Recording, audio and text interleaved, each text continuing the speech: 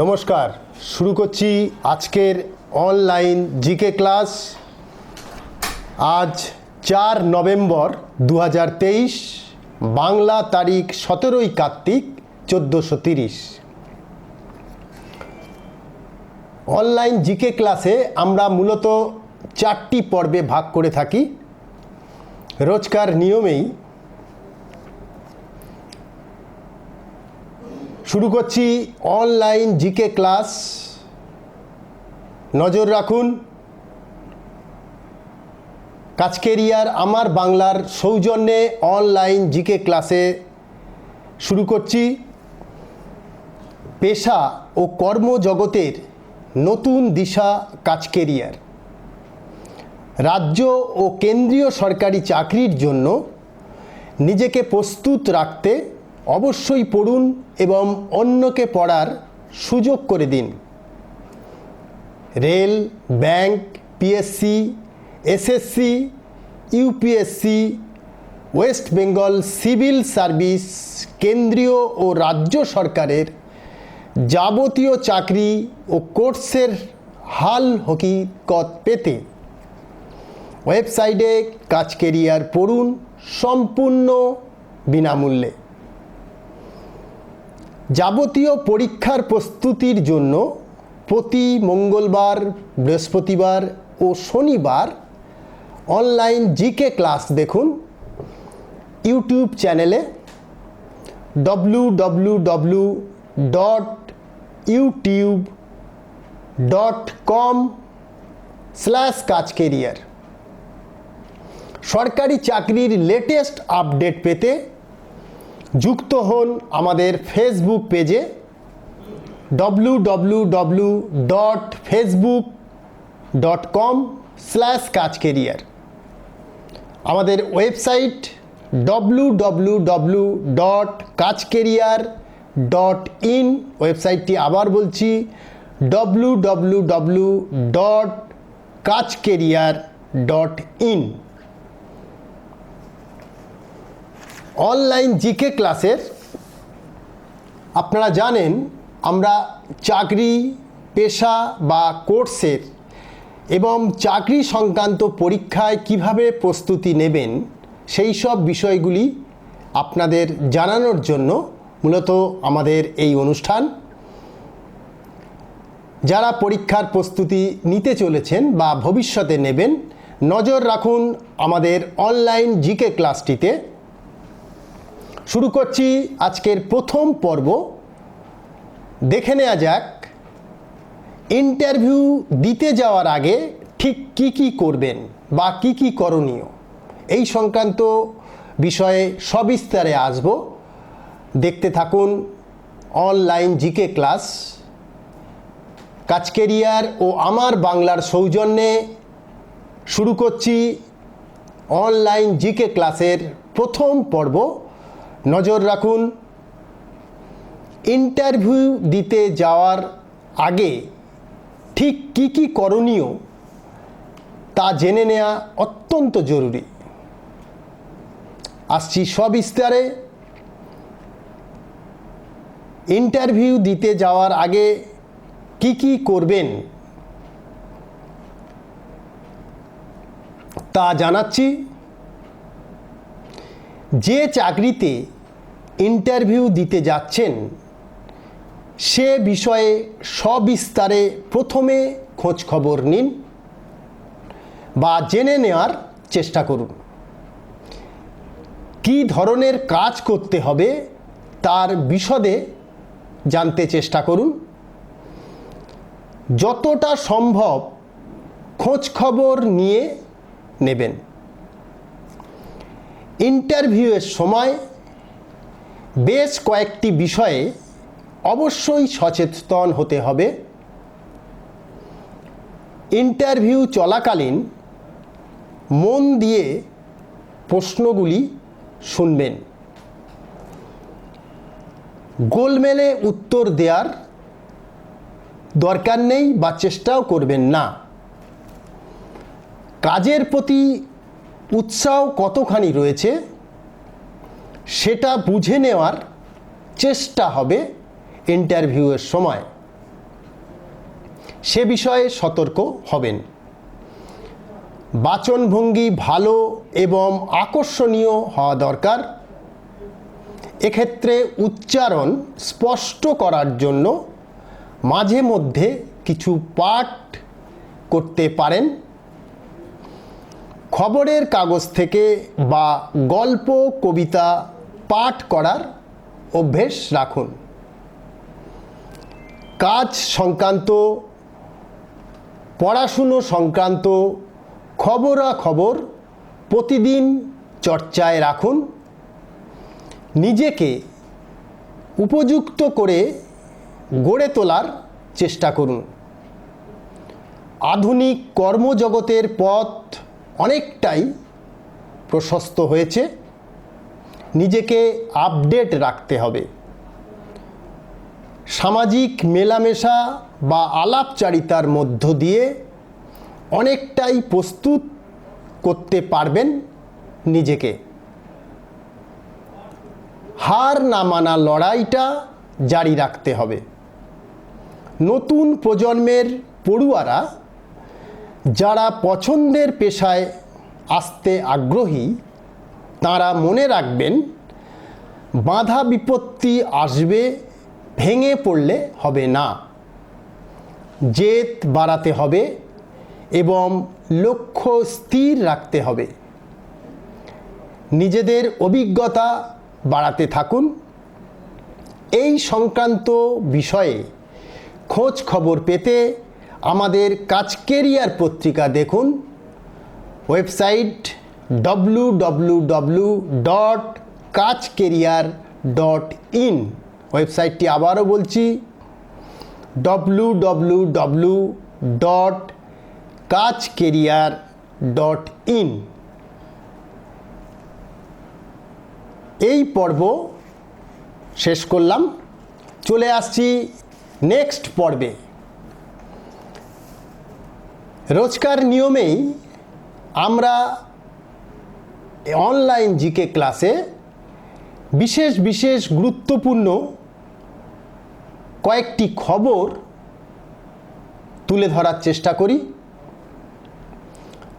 বিশেষ বিশেষ খবর নজর রাখুন। কাজ কেরিয়ার ও আমার বাংলার পত্রিকার সৌজন্যে আমরা রয়েছি দ্বিতীয় পর্বে অনলাইন জিকে ক্লাসের। চলে আসছি বিশেষ বিশেষ খবরে। প্রথমে আবহাওয়ার খবরে আসছি। ফের নামবে পারদ। আবহাওয়া দপ্তর সূত্রে এমনটাই জানানো হয়েছে। আবারও তাপমাত্রা নামার ইঙ্গিত। দক্ষিণবঙ্গে বৃষ্টির পূর্বাভাস দেয়া হয়েছে। বৃষ্টি হবে উপকূলের বেশ কয়েকটি জেলায়।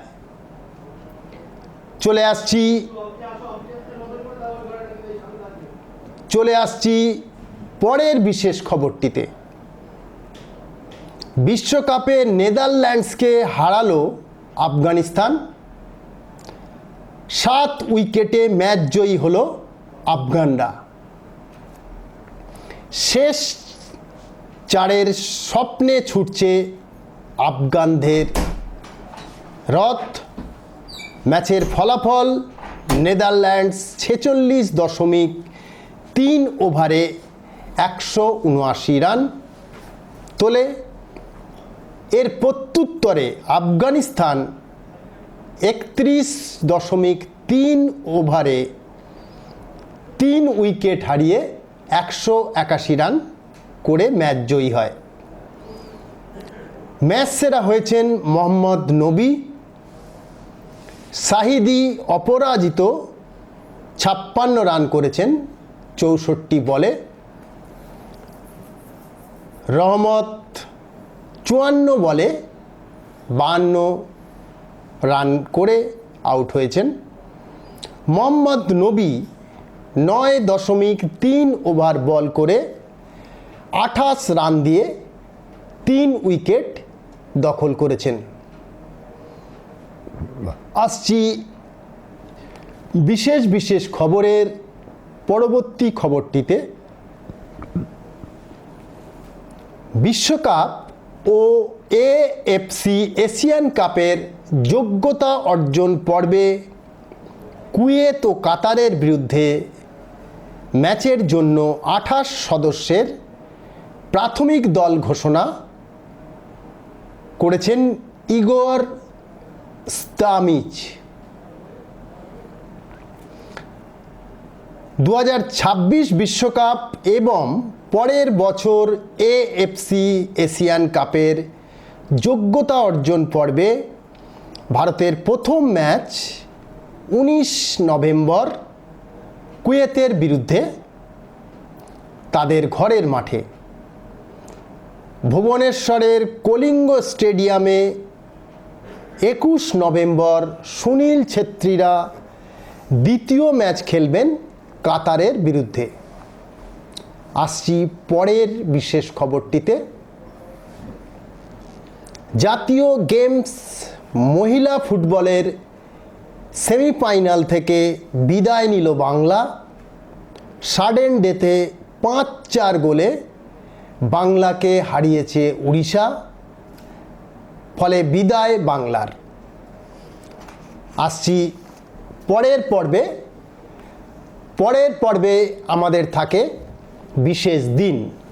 নজর রাখুন কাচকেরিয়ার ও আমার বাংলার সৌজন্যে অনলাইন জিকে ক্লাসের আমরা রয়েছি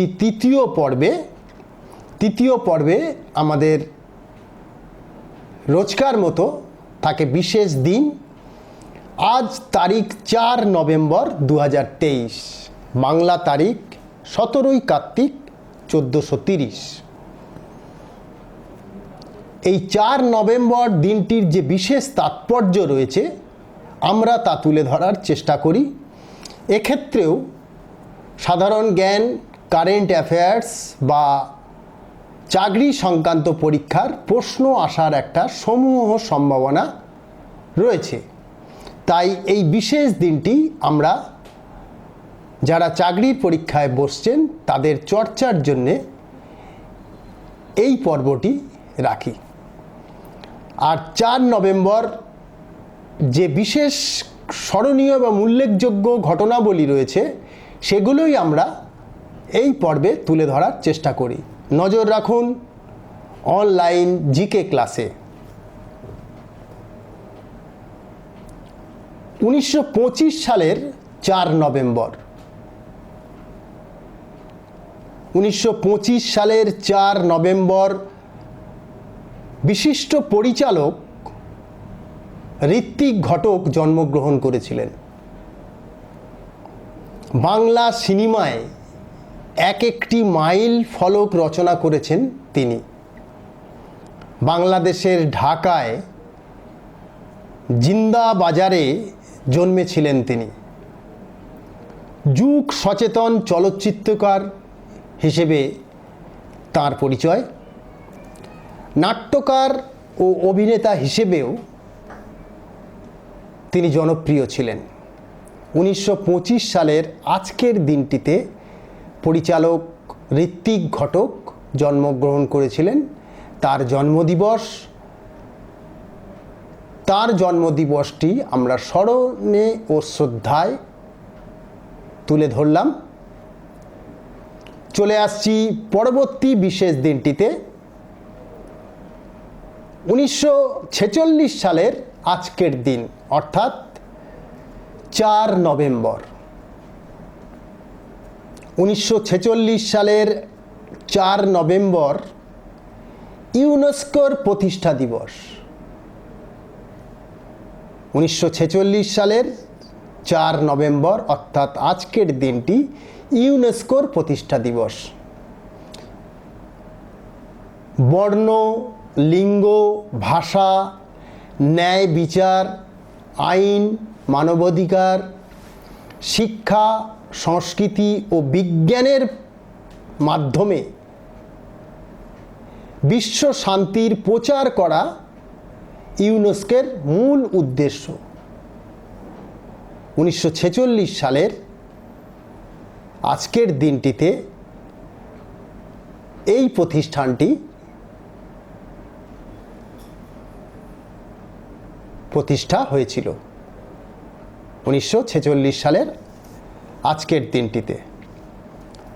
আসছি পরবর্তী বিশেষ দিনটিতে। 1970 সালের 4 নভেম্বর। 1970 সালের 4 নভেম্বর দিনটি কেন স্মরণীয় সেই বিষয়টি তুলে ধরার চেষ্টা করছি। নজর রাখুন, 1970 সালের 4 নভেম্বর পণ্ডিত শঙ্কু মহারাজের প্রয়াণ দিবস। কত্থক নৃত্যের অন্যতম নৃত্যগুরু ছিলেন তিনি। পণ্ডিত শঙ্কু মহারাজ, তার প্রয়াণ দিবস।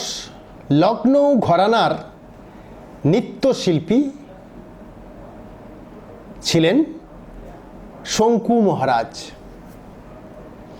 সঙ্গীত নাটক একাডেমির ফেলোশিপ ছাড়াও পেয়েছেন পদ্মশ্রী সম্মান।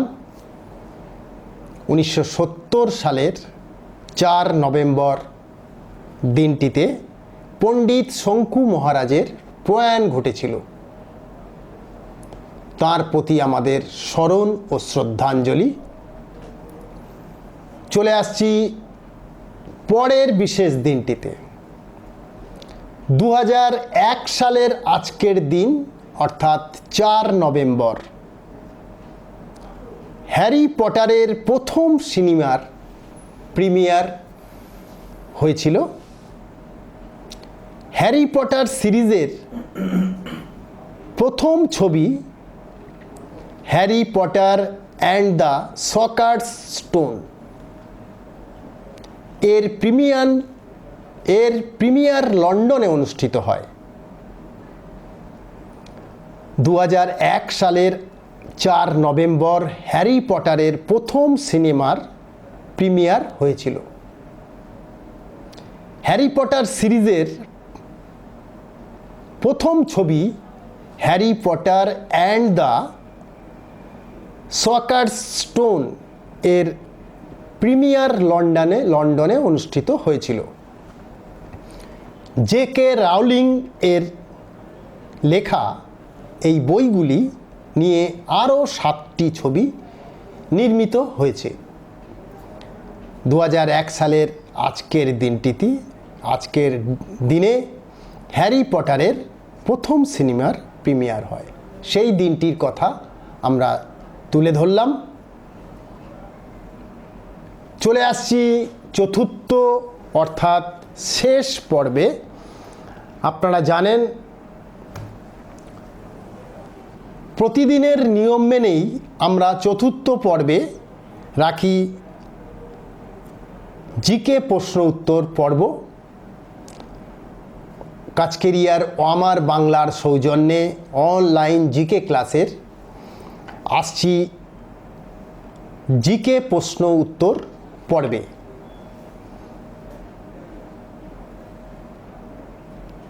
সাধারণ জ্ঞান, কারেন্ট অ্যাফেয়ার্স এবং যারা সাধারণ জ্ঞান কারেন্ট অ্যাফেয়ার্সের চর্চা করেন বা বিভিন্ন প্রতিযোগিতামূলক পরীক্ষায় বসেন, তাদের কথা ভেবেই আমাদের এই প্রশ্ন উত্তর পর্ব। পরীক্ষার যারা প্রস্তুতি নিতে চলেছেন বা নেবেন ভবিষ্যতে, তাদের কথা মাথায় রেখেই আমাদের জিকে প্রশ্ন উত্তর পর্ব। নজর রাখুন,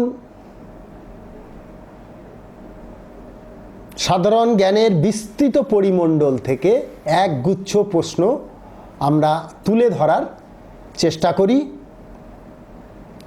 বিশেষ করে চাকরি পরীক্ষার্থীদের কথা ভেবেই, যারা পরীক্ষার প্রস্তুতি নিচ্ছেন বা ভবিষ্যতে নেবেন। আর এই কাজে আমাদের একটি বিশেষজ্ঞ টিম নিরলস পরিশ্রম করে থাকেন আপনাদের সাফল্যের কারণেই।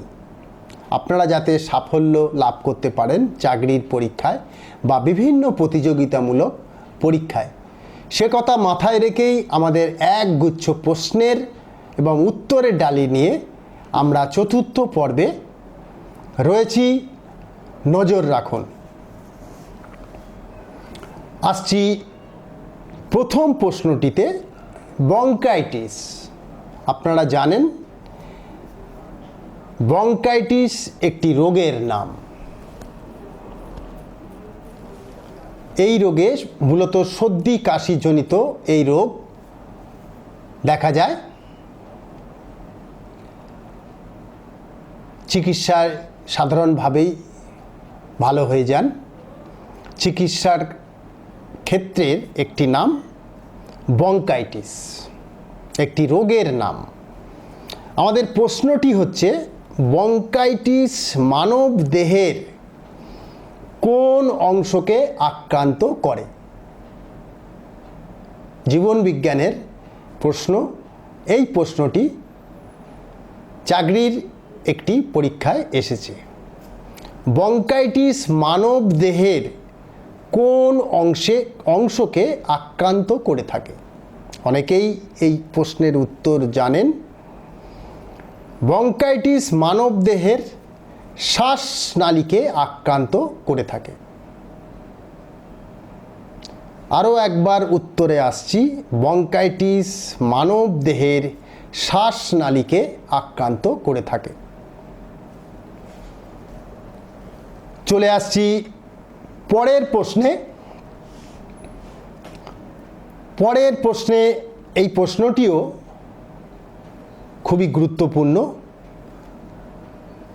সময় চলে যায় না, আমরাই চলে যাই। এটি একটি উক্তি। আমাদের প্রশ্নটি হচ্ছে, সময় চলে যায় না, আমরাই চলে যাই। এই উক্তিটি কে করেছিলেন? আরও একবার এই প্রশ্নটিতে আসছি। সময় চলে যায় না, আমরাই চলে যাই। এই উক্তিটি কে করেছেন? অনেকেই এই প্রশ্নের উত্তর জানেন। সময় চলে যায় না, আমরাই চলে যাই। এই উক্তিটি করেছেন অস্টিন ডবসন। তার একটি বিখ্যাত উক্তি অস্টিন ডবসনের, সময় চলে যায় না, আমরাই চলে যাই। অস্টিন ডবসন একটি গুরুত্বপূর্ণ উক্তি করেছিলেন। সেই উক্তিটি হচ্ছে, সময় চলে যায় না, আমরাই চলে যাই। এই উক্তিটি করেছিলেন অস্টিন ডবসন। এর বিশদ ব্যাখ্যা রয়েছে। চলে আসছি পরের প্রশ্নে। জীবনবিজ্ঞানের আরও একটি গুরুত্বপূর্ণ প্রশ্নে আসছি। কাজকেরিয়ার আমার বাংলার সৌজন্যে অনলাইন জিকে ক্লাসের আমরা চতুর্থ পর্বে আছি। আরও কিছু গুরুত্বপূর্ণ প্রশ্ন দিয়েই আজকের অনুষ্ঠান শেষ করব। চলে আসছি জীবনবিজ্ঞানের একটি গুরুত্বপূর্ণ প্রশ্নে। নজর রাখুন।